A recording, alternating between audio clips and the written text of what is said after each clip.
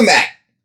So I talked to a friend of mine yesterday who doesn't stay super engaged in the Pokemon hobby. He's not like me and you. He's not one of us crazies who watch YouTube every day and worry about all the pumps and the dumps and the reprints and the restocks and the charts going up and down.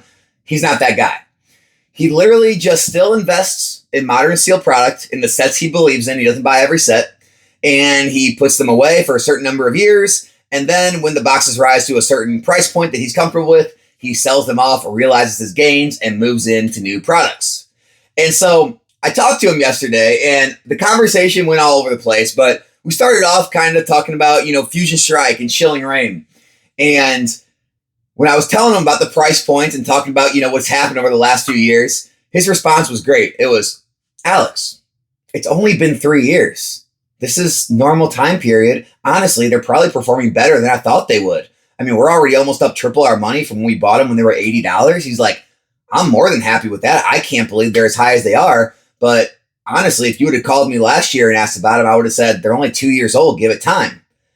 And I feel like so many of us lose focus of that. We're so worried about what things are doing right now and what's on the horizon, a reprint, a restock, the bubble's going to burst, right? And then we talked about Lost Origin. And he's like, yeah, I knew that Garatina card was going to be something. That's why I bought Lost Origin. And I'm like, yeah, but weren't you worried when he got that reprint and they dropped back down to like 110, 120 a box? And he literally said, oh, I didn't know that happened. Swear to God. I go, what do you mean? He's just like, yeah, I bought them when they originally got released. I didn't know they got reprinted and came back down. He goes, they're like $200 and something is what I'm seeing now. I'm like, yeah, dude, but they were like 180 and they dropped back down to 110. They went stagnant like 120s and they just now ran back up. He's like, yeah, but dude, they're barely over 2 years old. Like, what do you expect? He's like, honestly, like I'd be happy if they reached this in 5 years. They reached it in 2. He's like, this is still way ahead of schedule. Like you got to slow down. I'm just like, damn, he's right. Like so many of us in this hobby are so freaking worried about what things are doing on a day-to-day basis because we're so actively engaged in this hobby and we're watching all this different content and worried about all these different news articles and reprints and restocks and all the rumors that we forget this is a long-term game. And all this stupid stuff going on right now, it's meaningless. Go back to Hidden Fates. Hidden Fates is a great example, right? Guys, the MSRP on ETBs is $50, okay? Hidden Fates ran up right out of the gate all the way in the 300s, got reprinted back down, ran up, reprint, all this crazy stuff happened. And people are like, Alex, it's been stagnant for years. Hidden Fates sucks. Hidden Fates is almost 4x what a retail price is on the ETB. It's almost $200. The ETBs are $50 out of the gate. So when you go back and look at Hidden Fates, you say 2019 to 2024, that's 5 years. In 5 years, I don't care what all crap it's done. I don't care if your money's been stagnant for 3 years now. You're up almost 4x from the original MSRP. You've made 300% on your money if you were able to buy them at $50.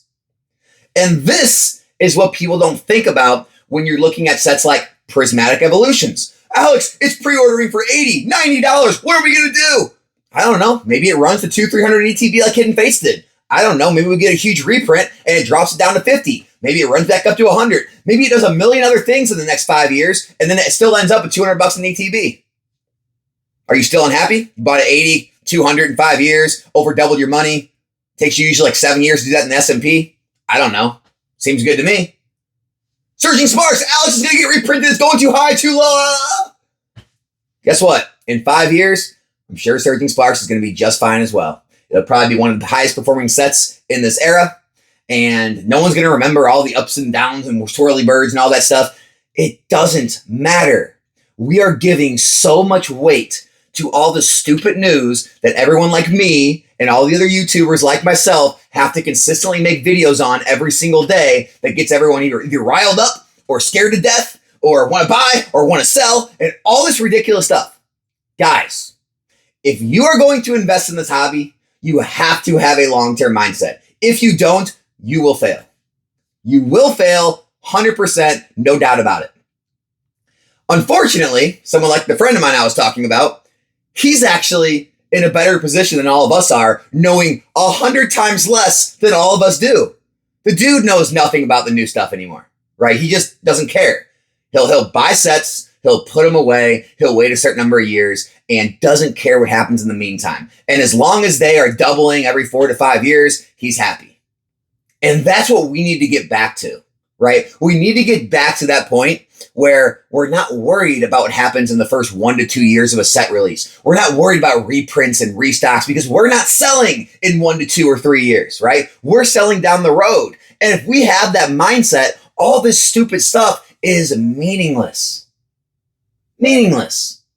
Now, I understand the time we're in is a little different because, contemplating buying a brand new booster box at 150, 175, 200, that's a little more risky, right?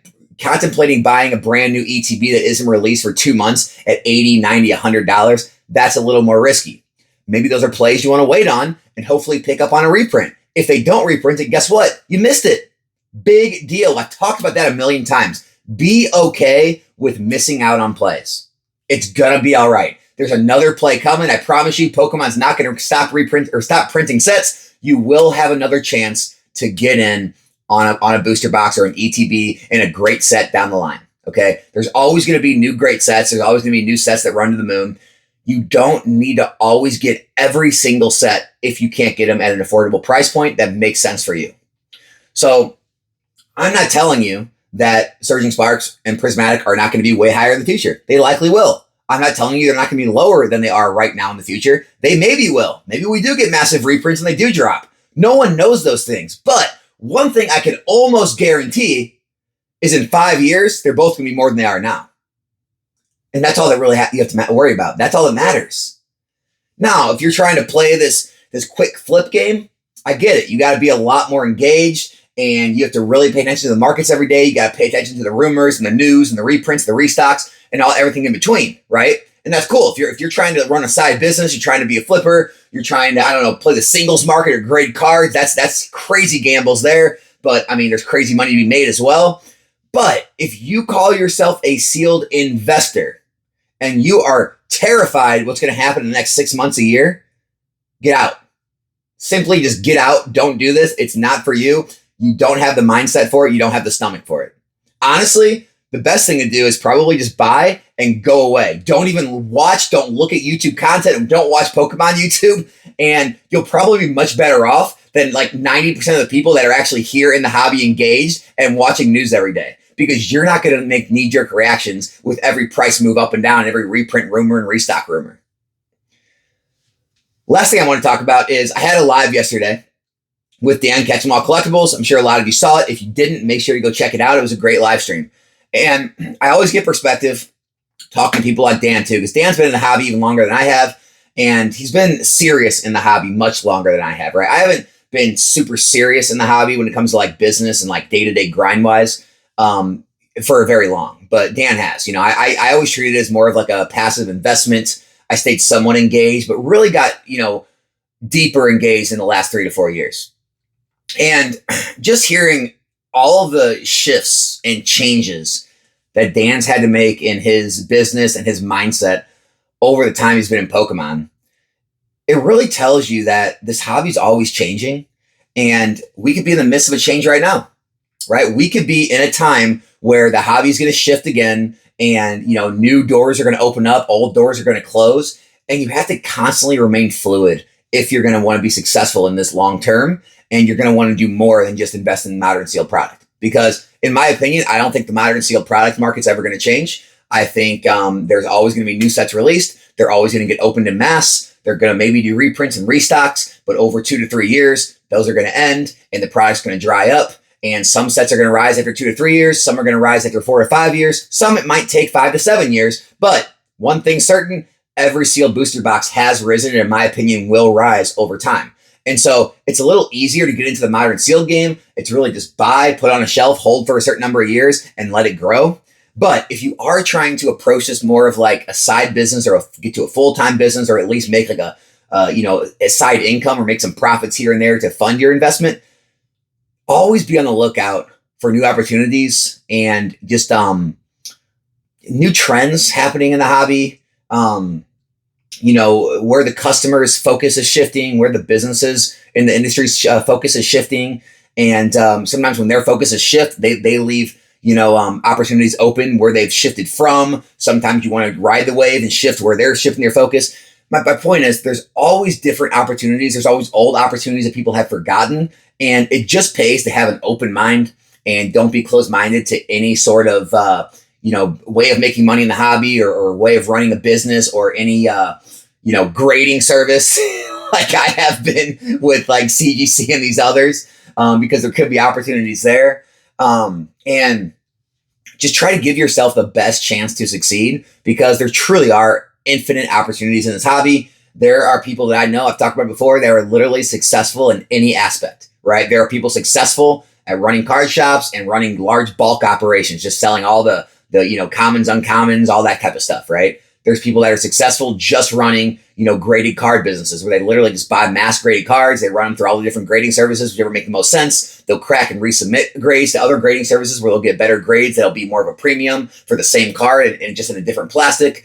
There's people, obviously the consignment services are out there. Me, I do content mixed with, some rip and ships. And then I also grade some as well. You've got, vending. There's tons of successful vendors. Even though it's not for me, there's tons of people that are very successful at vending.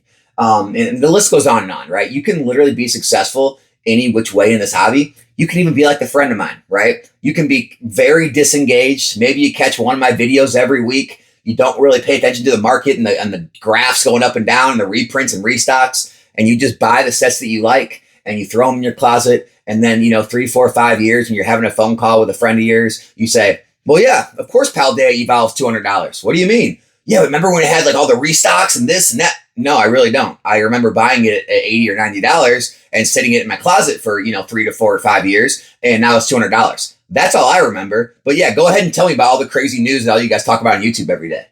And I'm just like, damn, I think I'm missing something here. Hope you guys enjoyed the video. Subscribe if you're not. Be back in a new one soon. I'm out.